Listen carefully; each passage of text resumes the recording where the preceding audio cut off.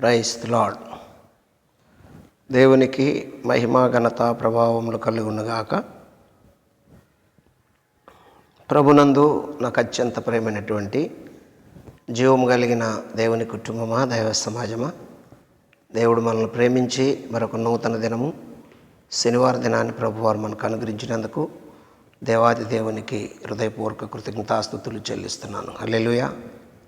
ప్రేమైన దేవుని బిడ్డలారా, ఈ దినము మీ ముందు ఒక ప్రకటన చేయడానికి నేను ఇష్టపడుతున్నాను. ఈరోజు సాయంత్రం సిద్ధపాటు కూటము మందిరంలో ఉండదు, నేను ఉండను. ఎందుకంటే పాలకొండలో జరిగే సామూహిక ఉపవాస ప్రార్థన, ప్రభు బల్ల ఆరాధన మరి పాలకొండలో జరుగుతుంది కాబట్టి ఆ కూటానికి సంఘంలో చాలామంది వారితో కలిపి నేను అక్కడికి వెళ్ళటానికి మరి ప్రయాణం అయ్యాం కాబట్టి ఈ విషయం గమనించండి. అక్కడ మన ఆత్మీయ తండ్రి ఓఫిరయ్య గారు వస్తారు. మనందరము ఆ కూటంలో పాలిపంపులు పొందుతున్నాం. రాలేని వారు మీరు వచ్చి సాయంత్రం ప్రార్థన చేసుకోవచ్చు. అలాగే ఆదివారము దేవుని సేవకులు వస్తారు. అక్కడికి రాలేని వారు ఇక్కడ ఉన్నవారికి ఆరాధన జరుగుతుంది. దయచేసి ఈ విషయం గమనించి అందరూ అక్కడికి వచ్చేవారందరూ బయలుదేరండి. రాలేని వారు, ఇబ్బందులు ఉన్నవారు, కష్టాలు సమస్యలు ఉన్నవారు మరి ఆదివారం ఆరాధన మీరు ఇక్కడ జరిపించవలసిందిగా మనవి చేస్తూ ఈ విషయాన్ని అందరూ గమనించవలసిందిగా నేను ప్రకటిస్తున్నాను. రండి ప్రియ దైవజనమా, నిన్న చదువుకున్న వాక్య భాగంలో ఉండి మరి ఇంకొన్ని విషయాలు మనము చదువుకుని దైవ ధ్యానం చేద్దాం. దినవృత్తాంతాలు 2వ గ్రంథము 1వ అధ్యాయము మళ్ళీ 12వ వచనాన్ని చదువుకుందాం. కాబట్టి జ్ఞానమును తెలివియు నీకు ఇయ్యబడును, ఇకను ముందుగానున్న రాజులకైనను నీ తరువాత వచ్చు రాజులకైనను కలుగని ఐశ్వర్యము, సొమ్మును, ఘనతను నీకిచ్చేదనని చెప్పెను. ప్రార్థన. పరిశుద్ధుడు, ప్రేమ కలిగిన గొప్ప దేవ యేసయ్య, వందనాలు, స్తోత్రాలు. చదవబడిన వాక్యాన్ని నిన్న కొన్ని విషయాలు మాట్లాడారు. ఈరోజు కూడా మాతో కొన్ని విషయాలు మాట్లాడి నీ నామానికి మహిమ తెచ్చుకోమని యేసు నామములో స్తుతించి ప్రార్థిస్తున్నాను తండ్రి. ఆమేన్. హల్లెలూయా. దేవునికి స్తోత్రం. ప్రభునందు నాకు అత్యంత ప్రేమైనటువంటి జీవం కలిగిన దేవుని కుటుంబమా, దైవ సమాజమా, మరి మనం ధ్యానించినటువంటి వాక్యంలో సొలొమోను అడిగింది జ్ఞానము. అయితే సొలొమోను అడిగింది బుద్ధి. సొలొమోను అడిగినటువంటి బుద్ధి, జ్ఞానము, వివేకము ప్రభువుని అడిగినప్పుడు ప్రభువారు బుద్ధినిచ్చాడు, జ్ఞానమునిచ్చారు, వివేకాన్ని అనుగ్రహించారు. సొలొమోను యొక్క జ్ఞానము తెలుసుకోవటానికి చాలామంది సొలొమోను దగ్గరికి రావటము జరిగింది. చూడండి, అదే దినవృత్తాంతాల గ్రంథము మొదటి గ్రంథము, దినవృత్తాంతాల మొదటి గ్రంథము 29వ వచనము, 29వ అధ్యాయము 25వ వచనాన్ని చదువుకుంటే అక్కడ ఒక మాట మనకు కనబడుతుంటుంది. యెహోవా సొలొమోనును ఇశ్రాయేలందరి ఎదుట బహుగా గణపరిచి అతనికి ముందుగా ఇశ్రాయేలును ఏలిన ఏ రాజుకైనను కలుగని రాజ్య ప్రభావమును అతనికి అనుగ్రహించెను. దేవునికి స్తోత్రం కలుగును గాక. సొలొమోనును ప్రేమించి సొలొమోను అడిగినటువంటి ఆ ప్రార్థనకు దేవుడు ఇశ్రాయేలుని అంతకుముందు సొలొమోను కంటే ముందు ఏలినటువంటి రాజులకు ఎవరికి అంత జ్ఞానము, అంత తెలివితేటలు ఇవ్వలేదంట. ఎంత జ్ఞానము, ఎంత తెలివితేటలు అంటే మనకు కనబడుతుంది. మరి మొదటి రాజుల గ్రంథంలో కొన్ని విషయాలు మనకు కనబడుతున్నాయి. దైవజనమ 4వ అధ్యాయము 29వ వచనాన్ని జాగ్రత్తగా గమనిస్తే, మొదటి రాజుల గ్రంథము 4వ అధ్యాయము 29వ వచనంలో మనకు కనబడుతున్న విషయం ఏమిటో చూడండి ఒకసారి. మొదటి రాజుల గ్రంథము 4వ అధ్యాయము 29వ వచనంలో, దేవుడు జ్ఞానమును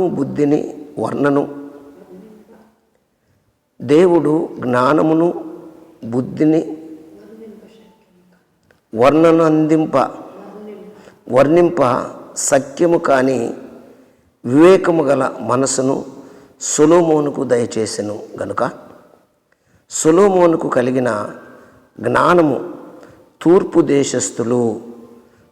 దేశస్థులు జ్ఞానము కంటెను, ఐగుప్తీయుల జ్ఞానము కంటెను అధికమై యుండెను. అతడు సమస్తమైన వారందరికంటెను యజ్రాహీయుడైన హేతాము కంటెను మహోలు కుమారులైన హేమాను, కల్కోను, దర్దా అను వారి కంటెను జ్ఞానవంతుడై ఉండెను గనుక అతని కీర్తి చుట్టూనున్న జనములన్నిటిలో వ్యాప్తి ఆయను. చూసారా, అతని జనముల చుట్టూనున్న కీర్తి ఏమైందంట? వ్యాప్తి ఆయను. అతడు 3000 సామెతలు చెప్పెను, 1005 కీర్తనలు రచించెను. దేవునికి స్తోత్రం కలుగునుగాక. 3000 సామెతలు చెప్పారంట, 1005 కీర్తనలు రచించాడంట. ఆ ప్రాంతంలో ఉన్న వారందరికంటే సొలొమోనుకు బహు జ్ఞానము కలిగిందంట. దేవునికి స్తోత్రం కలుగునుగాక. దేవుని దగ్గర ఏముందని చెప్పుకున్నాము?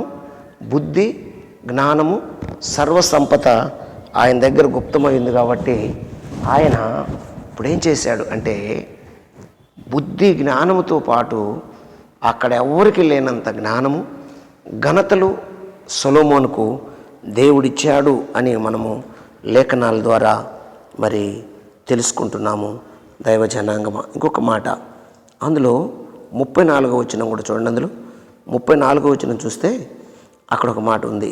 ఏమనుందంటే, అతని జ్ఞానపు మాటలు తెలుసుకొనుటకై అతని జ్ఞానమును గూర్చి వినిన భూపతులందరిలో నుండి, జనులందరిలో నుండి మనుషులు సొలొమోను నొద్దకు వచ్చిరి. అబ్బా, భూపతులందరిలో నుండి, జనులందరిలో నుండి రాణి అయినటువంటి షాబాదేశపు రాణి కూడా వచ్చిందంట.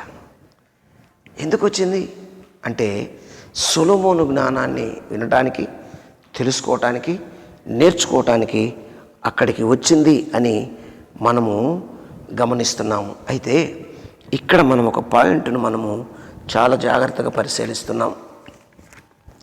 ఏంటి ఆ పాయింట్ అంటే, దేవుడు సొలొమోనుకు జ్ఞానం అడిగాడు కాబట్టి, బుద్ధి అడిగాడు కాబట్టి, తెలివి అడిగాడు కాబట్టి, వివేచన అడిగాడు కాబట్టి ఎన్ని ఇవ్వటం మంచిదే. ఎందుకంటే అతను కోరుకున్న కోరికలు ఇవి. అతను కోరుకంది దేవుడిచ్చాడు. ఏమిటది అంటే, ఘనత, ఐశ్వర్యము, కీర్తి. ఘనత, ఐశ్వర్యము, కీర్తి, ధనము. ఎందుకు అంటే, ప్రియా దైవజనమ, ఒక్క విషయము, సొలొమోను కోరిన దాంట్లో, సొలొమోను దగ్గరికి అందరు రావాలంటే, సొలొమోను అందరు చూడాలంటే, సొలొమోను అందరు దర్శించాలంటే, ఈ దేవుడిచ్చి ఉంటేనే ఈ లోక ప్రజలు వస్తారని దేవుడు గమనించి ఏమిచ్చాడు తెలుసా? ఏమిచ్చాడంటే,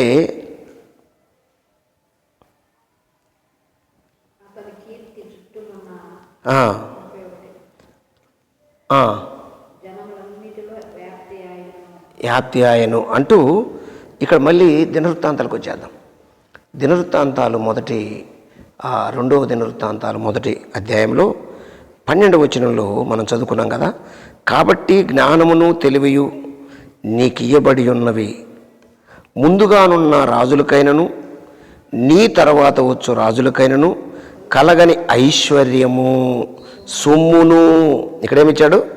ఇది మన పాయింట్, అండర్లైన్ చేయండి. ఐశ్వర్యమును, సొమ్మును, ఘనతను నీకిచ్చేదనని చెప్పెను.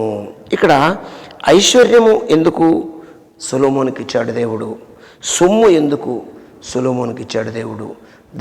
దేవుణ్ణి సొలొమోను ఇది అడగలేదు కదా అనే మనము ధ్యానం చేస్తున్నాము. అయితే ఎందుకు ఇచ్చాడు అంటే, రండి ప్రియ దైవజనమా, ప్రసంగి గ్రంథానికి వచ్చేయండి. ప్రసంగి 9వ అధ్యాయానికి వచ్చేయండి. ప్రసంగి గ్రంథము 9వ అధ్యాయంలో ఒక మాట మనకు కనబడుతుంది.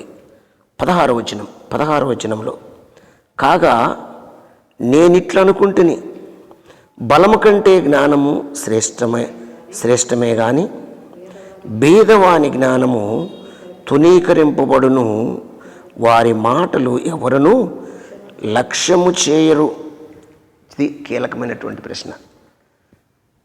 తెలివితేటలు ఎక్కువ ఉన్నా, బహునీతిమంతుడై ఉన్నా, అందరికీ న్యాయముగా తీర్పు తీర్చేవాడు ఉన్నప్పటికీ ఈ ఐశ్వర్యము సొమ్ము లేకపోతే ఆ తెలివితేటలు గలవాన్ని పక్కన పెడుతుంది లోకము. ఆ తెలివితేట గలవాన్ని లోకము నెట్టివేస్తుంది. కేవలము తెలివితేటలు పెట్టుకుంటే ఏదో అవసరమైతే సలహాలు తీసుకుంటారు కానీ వాడిని ముందుకు రానివ్వరు, వాడిని ఎదగనివ్వరు, వాడిని ఘనపరచబడినివ్వరు, వాడిని అణిచివేస్తుంది జనప్రవాహము. ఎవరి దగ్గర డబ్బు ఉంటే వారి దగ్గరికి వెళ్తుంది ఈ లోకమునున్న జనసమూహము.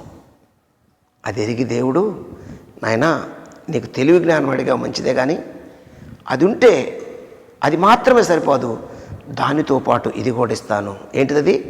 ఐశ్వర్యము, సొమ్ము. 15వ వచనం, అక్కడే 15వ వచనంలో చూస్తే, అయితే అందులో జ్ఞానం గల యొక్క భేదవాడు ఉండి తన జ్ఞానము చేత ఆ పట్టణమును రక్షించను. అయినను ఎవరునూ ఆ భేదవాని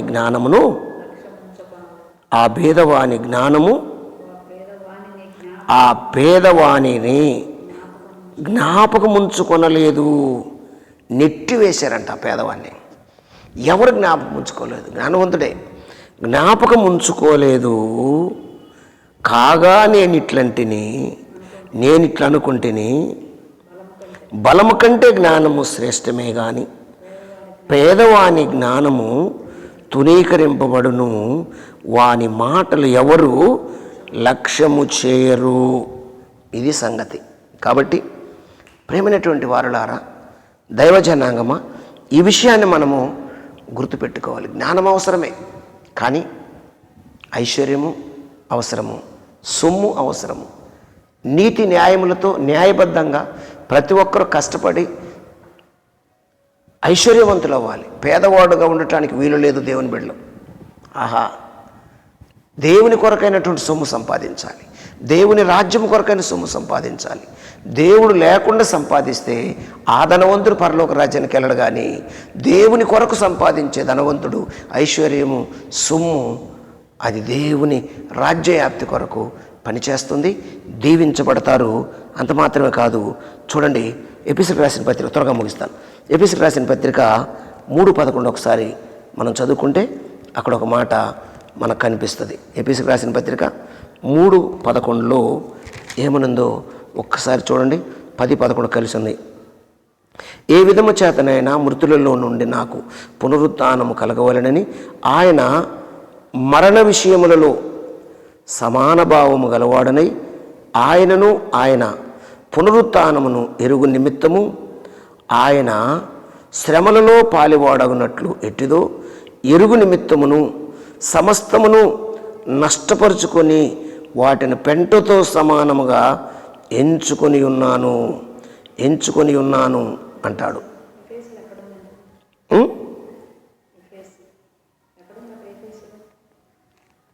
పెంటతో సమానముగా ఎంచుకున్నాను. నేను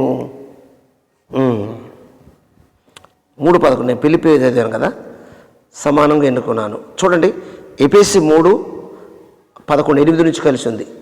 దేవుడు మన ప్రభు అయిన క్రీస్తు యేసునందు చేసిన నిత్య సంకల్పము చొప్పున పరలోకములో ప్రధానులకును అధికారులకును సంఘము ద్వారా తన యొక్క నానా విధమైన జ్ఞానము ఇప్పుడు తెలియబడవలనని ఉద్దేశించి శోధింపశక్యము కాని క్రీస్తు ఐశ్వర్యమును అన్ని జనుల్లో ప్రకటించుటకును.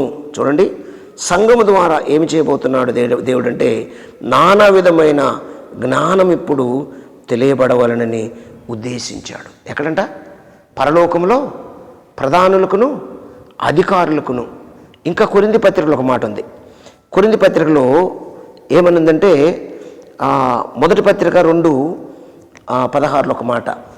కొరింథీ మొదటి పత్రిక 2:16 వచనంలో ఒక మాట ఏమనుందంటే, ఆ 16 వచనంలో 16 వచనం చూస్తే, ప్రభు మనసు ఎరిగి ఆయనకు బోధింపగలవాడెవడు, మనమైతే క్రీస్తు మనస్సు కలిగి ఉన్నాము. ఏంటంట?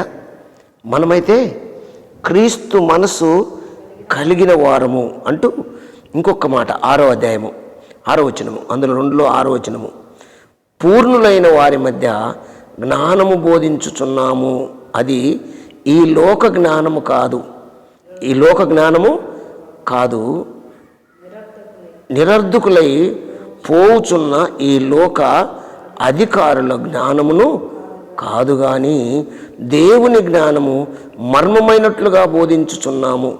ఈ జ్ఞానము మరుగయ్యుండెను, జగత్తుత్పత్తికి ముందుగానే దీనిని దేవుడు మన మహిమ నిమిత్తము నియమించును. దేవునికి స్తోత్రం కలుగును గాక. పూర్ణులైన వారి దగ్గర ఏం బోధిస్తామంట? జ్ఞానం బోధిస్తామంట. కాబట్టి ఈ జ్ఞానమును బోధిస్తున్నప్పుడు, ఈ తెలివిని బోధిస్తున్నప్పుడు, ఈ క్రీస్తును మర్మాన్ని ప్రకటిస్తున్నప్పుడు మనకేం కావాలో తెలుసా? ఐశ్వర్యమును సొమ్ము కావాలని దేవుడే ఏం చేశాడు తెలుసా? తలంచాడు. దేవుడు తలంచి, ఆ తలంచినటువంటి విధానమే సొలొమోనుకి ఇచ్చినటువంటి జ్ఞానము. మూలవాక్యం చదువుకొని ప్రార్థన చేసుకుందాం దైవజనమ. కాబట్టి జ్ఞానమును తెలివియు నీకు ఇయ్యబడును, నీకు ముందుగానున్న రాజులకైనను తర్వాతనున్న రాజులకైనను కలగని ఐశ్వర్యమును సొమ్మును ఘనతను నీకిచ్చేదను అని చెప్పెను. హల్లెలూయా. కాబట్టి ప్రియ దైవజన్మ, ఎందుకు ఇచ్చాడు ఐశ్వర్యము, సొమ్ము, ఘనత అంటే ప్రజలందరూ వాటిని చూసి కూడా లోబడి ఆ జ్ఞానానికి విలువ వస్తుంది, ఆ జ్ఞానానికి ఘనత వస్తుందని. కాబట్టి ఈరోజు క్రైస్తవులు పేదవాళ్ళంగా ఉండాలి, మనకెందుకులే అనుకోకండి. దైవ చిత్తానుసారమైనటువంటి ఘనత, దైవ చిత్తానుసారమైనటువంటి సొమ్ము, దైవ చిత్తానుసారమైనటువంటి ఐశ్వర్యము, దైవ చిత్తానుసారమైనటువంటి గృహాలు, దైవ చిత్తానుసారమైనటువంటి మందిరాలు ప్రతి సేవకుడికి, క్రైస్తవుడికి, అందరికీ కావాలని ప్రార్థనలు చేస్తున్నాము. కాబట్టి ప్రియ దైవజనమ, ఈ విధమైనటువంటి దైవ లేఖనాన్ని ధ్యానించి ముందుకెళ్ళాలని కోరుకుంటూ పరిశుద్ధాత్మని యొక్క ఆలోచన ప్రార్థన చేసుకుందామా. పరిశుద్ధుడు, ప్రేమ కలిగిన తండ్రి, ఇతబడిన వాక్యము అందరి హృదయాలు ఫలింపచేసి మహిమ పొందమని, దినదీవెన దినరక్షణ దయచేయమని, చిన్నమని పాస్తానికి చేర్చుకోమని యేసునామమున స్తుతించి ప్రార్థిస్తున్నాం తండ్రి. ఆమేన్. God bless you. దేవుడు మిమ్మల్ని దీవించి ఆశీర్వదించును గాక. ఆమేన్.